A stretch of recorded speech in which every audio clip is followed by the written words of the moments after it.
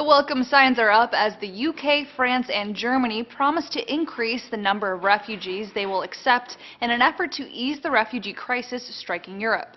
The United Nations estimates more than 300,000 people have crossed the Mediterranean to get to Europe in 2015, often fleeing countries stricken by violence and civil war. The leader of this solidarity movement is none other than Europe's biggest economy, Germany. Chancellor Angela Merkel has urged European leaders to help solve the refugee crisis with fairness and solidarity. Germany has promised to spend $6.7 billion to manage the immigration crisis.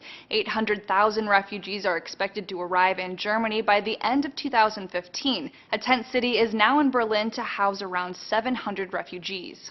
France is pledging to take 24,000 asylum seekers and, like Germany, it's pressing for a quota system that would distribute the refugees in Europe according to the population and relative wealth of each country.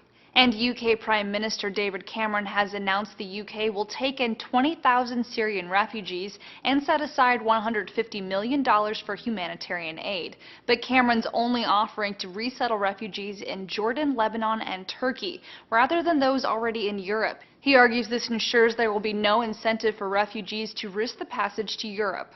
Hungarian Prime Minister Viktor Orban disagrees with the quota system. His chief of staff says this type of distribution wouldn't work because it would be too hard to enforce in Europe's border-free community. There's little agreement on a long-term plan, but for now, most EU countries are on board with housing more refugees. For Newsy, I'm Leah Becerra.